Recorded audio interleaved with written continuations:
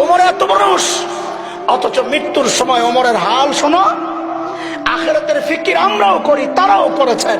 হযরত ওমর মৃত্যু মুখে ইহুদির সন্তান আবু লুলু বিষাক্ত খঞ্জর দিয়া ফজরের নামাজের সময় যখন হযরত ওমরের পেটের মধ্যে চালায় নারী বুড়ি বের হয়ে গেছে, আহা, কাপড় দিয়ে পেঁচায়া মসজিদ নববীর ফ্লোরে ওমরকে শোয়া দেওয়া হয়েছে।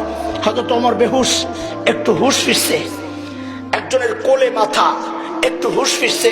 হযরত ওমর সাথে সাথে মাথাটারে জমিনের উপর রাখছেন। অর্ধ জাহানের শাসনকর্তা মাথাটা জমিনের উপর রাখছেন। জমিন কি পাকা? কথা বলে, টাইলস করা, মোজাইক কি ছিল?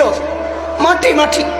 হযরত ওমর মাথাটাকে জমিনের উপর রাখছেন, রেখে হযরত ওমর গালগুলা জমিনের সাথে এরকম ঘষতেছেন আর বলতেছেন, ওয়াইলুল লাকা ইয়া ওমর ইল্লাম ইয়াগফির লাকা রাব্বুক।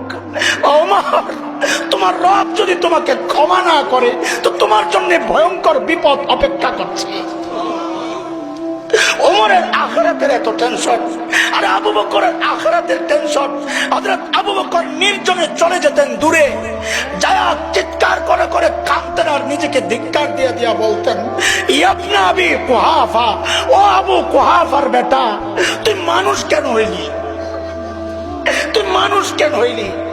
গাছের পাতার দিকে তাকায়া তাকায়া আবু বকর কাঁদতেন আর বলতেন, ইয়া লাইতানি কুনতু ওয়ারাকা, আমি যদি মানুষ না হইয়া গাছের পাতা হইতাম তাহলে তো মালিকের সামনে আমার দাঁড়াইতে হইতো না। ওমরের আখিরাত নিয়ে এত টেনশন, আবু বকরের আখিরাত নিয়ে এত টেনশন। যাদের করা দরকার আমার মতো পাপীদের, তাদের কোনো টেনশন নাই। চেহারার দিকে তাকাইলে বোঝা যায় না মানুষটার আখিরাতের ফিকির আছে।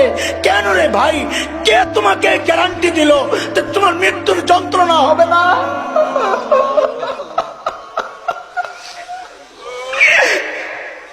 কে গ্যারান্টি দিছে? কে গ্যারান্টি দিল যে কবরে আযাব হবে না? আরে ওমর তো গ্যারান্টি পাইছে ওমর ফিল জান্নাহ, আবু বকর তো গ্যারান্টি পাইছে আবু বকর ফিল জান্নাহ। তারপরেও তাদের এত টেনশন। তোমার কে গ্যারান্টি দিছে? কেন এত বেফিকির হয়ে গেছো? কে গ্যারান্টি দিছে যে মৃত্যুর যন্ত্রণা হবে না? কে গ্যারান্টি দিছে কবরের আযাব হবে না? কে গ্যারান্টি দিছে হাসরের পেরেশানি হবে না?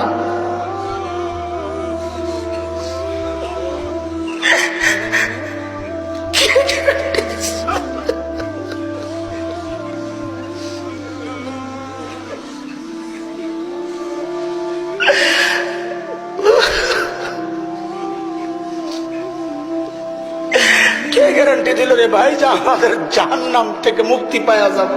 কে গ্যারান্টি দিচ্ছে? কেন এমন অবস্থা হয়ে গেল? কোনো ফিকির নাই, চলছে চলছে চলছে, কোনো ফিকির নাই।